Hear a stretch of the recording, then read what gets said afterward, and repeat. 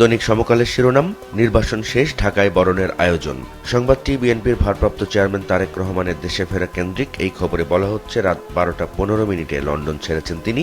দুপুরে পূর্বাচলে সংবর্ধনা, মঞ্চে থাকবেন জ্যেষ্ঠ নেতাদের সঙ্গে জোট নেতারাও, এবং 3 দিনের ব্যস্ত কার্যক্রম শেষে তিনি যুক্ত হবেন নির্বাচনী প্রচারে। তারেক রহমানকে বরণ সংক্রান্ত আরও একটি খবর দিয়েছে সমকাল, শিরোনাম, একদিন আগেই মানুষের ঢল।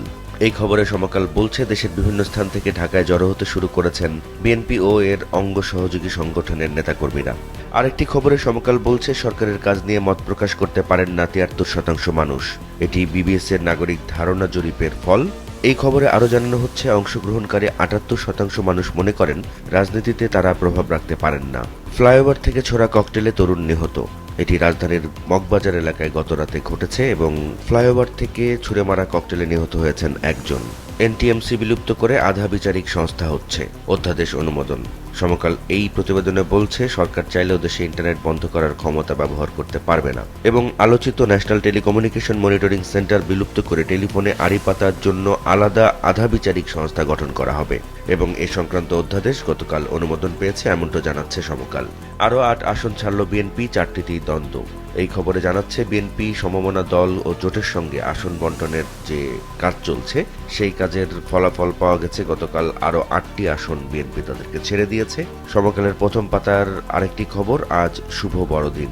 এই খবরে জানানো হচ্ছে, বিশ্বজুড়ে আজ পালিত হচ্ছে বড়দিন। এই উপলক্ষে বাংলাদেশের রাষ্ট্রপতি এবং প্রধান উপদেষ্টা দুজনেই খ্রিস্টান সম্প্রদায়ের মানুষদের জন্য বড়দিনের শুভেচ্ছা জানিয়েছেন। চলে যাচ্ছি সমকালের শেষ পাতায়। শেষ পাতার একটি খবর, আতাউর রহমান বিক্রমপুরীকে 3 মাসের আটক আদেশ। এই খবরে সমকাল জানাচ্ছে, তাকে গতকাল আটক আদেশ দিয়ে কারাগারে পাঠানো হয়েছে। দৈনিক প্রথম আলোর শিরোনাম, নতুন করে পথ চলার সংকল্প। এই খবরে প্রথম আলো জানাচ্ছে, তারেক রহমান আজ দেশে ফিরছেন। তার দেশে ফেরা উপলক্ষে পূর্বাচলে বিশাল গণসংবর্ধনা সমাবেশের আয়োজন করেছে বিএনপি। সমাবেশ শেষে তিনি মাকে দেখতে যাবেন, তারপর যাবেন গুলশানের বাসায়।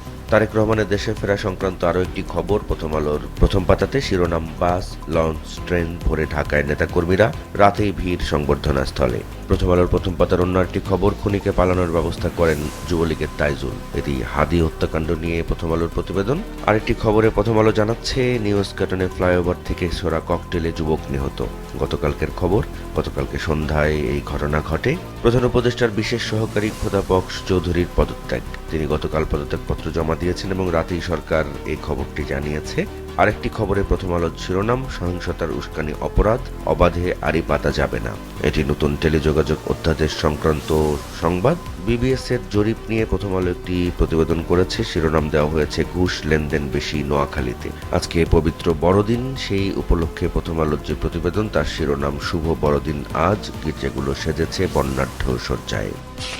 দৈনিক আজকের পত্রিকার প্রধান শিরোনাম, তারেক আসছেন আজ, অপেক্ষায় নেতাকর্মীরা। এই খবর আজকের পত্রিকা বলছে, সব জল্পনা কল্পনার অবসান ঘটিয়ে অবশেষে দেশে ফিরছেন বিএনপির ভারপ্রাপ্ত চেয়ারম্যান তারেক রহমান। আজকের পত্রিকার অন্য খবরের শিরোনাম, যথাসময়ে নির্বাচন চায় এনসিপি। এটি গতকাল সিইসির সঙ্গে সাক্ষাৎ করে এনসিপির নেতারা জানিয়েছেন। নির্বাচন সংক্রান্ত আরও একটি খবর, শিরোনাম, শরিকদের আরও 8 আসন ছাড়ল বিএনপি। গতকাল শরিক 8 দলের জন্য 8টি আসন ছেড়ে দিয়েছে বিএনপি এবং নতুন দলে যোগ দেওয়া 2জনকে দলীয় প্রার্থী হিসেবে ঘোষণা করা হয়েছে। মোট 10টি আসন সংক্রান্ত ঘোষণা বিএনপি জানিয়েছে। সে খবরটি আজকের পত্রিকায় শিরোনামে দিচ্ছে, আওয়ামী লীগ ভোটে অংশ নিতে পারবে না। এই শিরোনামে আজকের পত্রিকা যে প্রতিবেদনটি ছাপিয়েছে তাতে বলা হচ্ছে, কার্যক্রম নিষিদ্ধ, আওয়ামী লীগ আগামী নির্বাচনে অংশ নেওয়ার কোনো সুযোগ নেই। এটি জানিয়েছেন প্রধান উপদেষ্টার প্রেস সচিব শফিকুল আলম। বিবিএস জরিপ নিয়ে আজকের পত্রিকা যে প্রতিবেদনটি ছাপিয়েছে, শিরোনাম দেওয়া হয়েছে, ঘুষ বেশি নোয়াখালীতে, কম চাঁপাইনবাবগঞ্জে। আজকের পত্রিকার শেষ পাতার খবর, বিদেশি বিনিয়োগের 96% জীবাশ্ম জ্বালানির পেছনে। এটি টিআইবির প্রতিবেদন। এই প্রতিবেদনের বরাত দিয়ে আজকের পত্রিকা এই খবরে জানাচ্ছে, বিদ্যুতে বিদেশি বিনিয়োগ মাত্র 3% নবায়নযোগ্য খাতে। দৈনিক যুগান্তরের প্রধান শিরোনাম, মহানায়ক হয়ে ফিরলেন মজলুম নেতা। এই খবরে যুগান্তর বলছে, 1.5 যুগ পর তারেক রহমানের স্বদেশ প্রত্যাবর্তন এবং গণসংবর্ধনার জন্য তাকে গণসংবর্ধনা দেওয়ার জন্য মঞ্চ প্রস্তুত করা হয়েছে। রাজধানী জুড়ে জনস্রোত তৈরি হয়েছে। এর পাশাপাশি আরেকটি খবরে যুগান্তর জানাচ্ছে, ঢাকায় যানজটের সংখ্যা, মানতে হবে পুলিশের নির্দেশনা।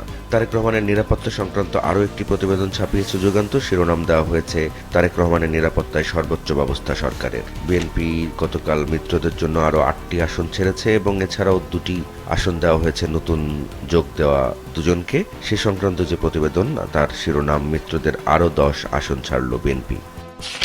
দৈনিক কালের কণ্ঠের প্রথম পাতা জুড়ে আজ অধিকাংশটাই বিজ্ঞাপন। তাদের প্রধান শিরোনাম ১৭ বছর অপেক্ষার অবসান, মাতৃভূমিতে তারেক রহমান।